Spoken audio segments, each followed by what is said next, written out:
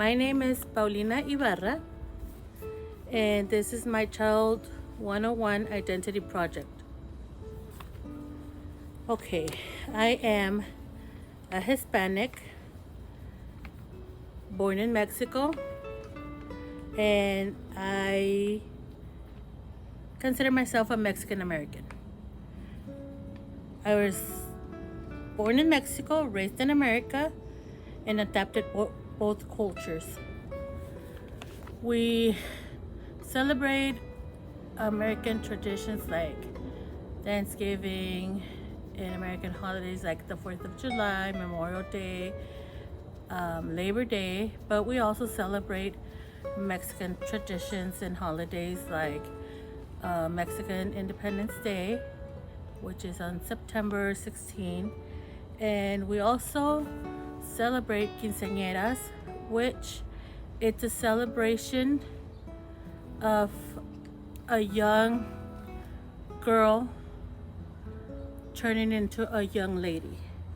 She's leaving behind her childhood and she is coming to become a young lady. And it's a big celebration where she dresses up with a beautiful dress. She has a court with her with, she could have 14 girls, 14 boys in her court. She could have it could be just herself and her, we call it chambelan. And that's a big celebration. It's a ceremony. There's words in church and everything talking to them about how their life is going to change now that they're going to be a young lady. And afterwards, there's food. There's, in many cases, most of the times, there's dance and just have a good time celebrating her womanhood. Also, one of my traits that was influenced by nature and nurture is cooking. I believe it's nature because in Mexico it's very it's like a tradition, it's a culture of ours that the oldest female sibling is the one that takes on the role of cooking and taking care of the kids and the house while the parents are out working. So my mom was the oldest female sibling, and she was the one taking care of the children, cooking, cleaning the house and everything.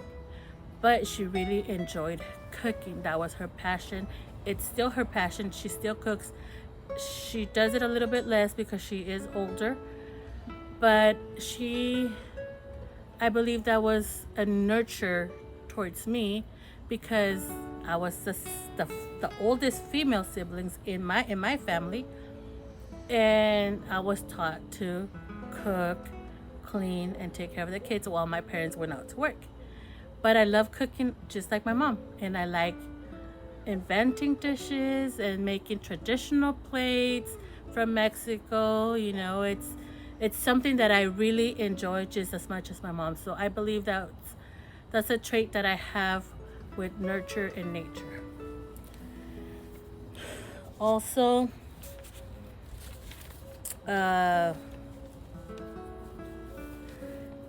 believe if I'm an analytical thinker, I believe I am an analytical thinker. I tend to overthink most decisions when I start thinking about things that I want to do. If I want to come up with a project or make a decision on something that I want to do, I overthink and I analyze everything that has to do with that specific thing. Like when I got my GED, I thought so much of doing the test and I analyzed it and I was thinking, how am I going to do this? I'm not a very smart person. I did not graduate. I dropped out of school. Was never good at school. Had really poor grades. And I was thinking, what if I fail the test? What if I don't pass it? What if I just fail at everything and all that money that I'm spending on a test is just gonna be a waste of time? But I started thinking, analyzing, and thinking, okay, well, I haven't done it. I've been trying to get my GED for the past 25 years, and 25 years went by and still don't have it. Just go ahead and do the GED, because even if you don't pass it, you can always pay again and try again. Pay again and try again. I mean, I am investing in my education, so it was worth it. And last month I did my 4 tests. Don't know how I did it, but I passed all 4 tests, and now I have officially my equivalency of high school diploma. So I believe I am an analytical thinker. I do know more than one language. I know Spanish. That's my maternal language. I learned that in my household. I was born in Mexico.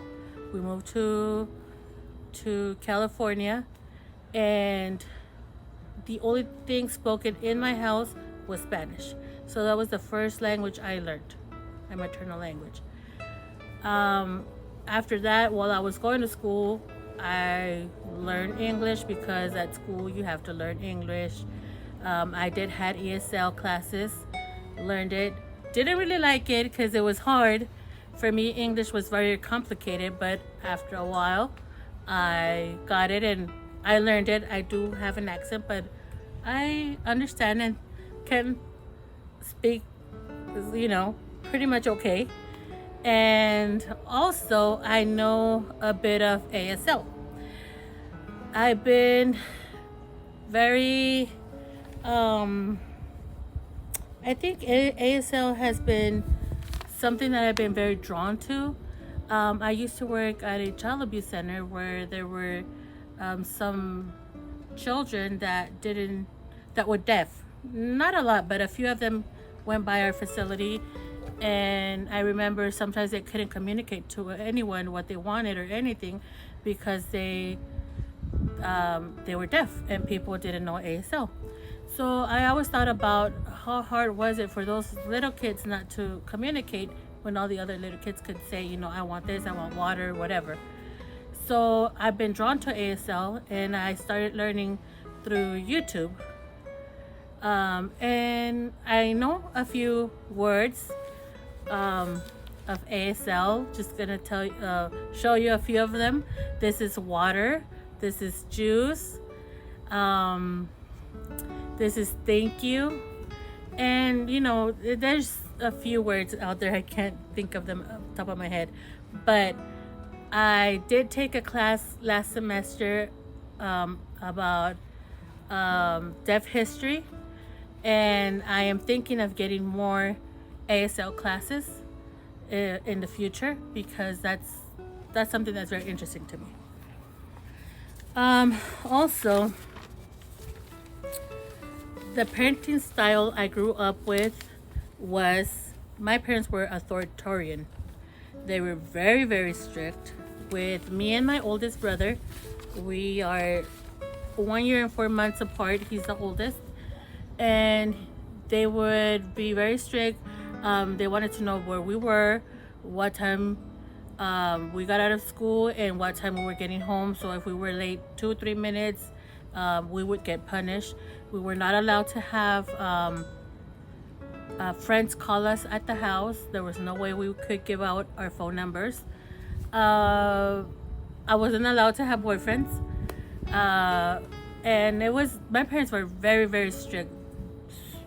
It's just, they were so strict to me that I couldn't concentrate at school. My grades were so bad that, because I always wanted to do good so I wouldn't get punished, but because I was stressing on trying to do a good job, I would fail my classes. It doesn't make sense, but that's how it was in me. They were very strict, very, very strict. Then my siblings came along, the younger ones, the 3 younger ones that were born here in the United States. And my parents became authoritative. they were strict, but they were more nurturing and they were more understanding, and they would listen to them more, and they would, you know, hear them out first before they can make a decision, and then, you know, they'll make a decision regarding whatever they had to say. But with us, we had no opinion, no say on anything. Also, I think I can be both extrovert and introvert, but I think I'm more comfortable being introvert. I do like big crowds. I like, you know, to go out once in a while and be in big crowds, and you know, I talk and I'm part of the conversation and everything, but I don't feel as comfortable as being an introvert. I like being alone, smaller groups with people that I'm more comfortable with, more intimate friends, where I can be, you know, myself, where I can just crack up without being judged and talk about so many things, so many memories, so many future projects and everything without being intimidated or thinking that I'm gonna be judged. I like smaller groups just because it feels more uh, less judgy and more comfortable. More, yeah. So thank you for listening, and that's the end of my project.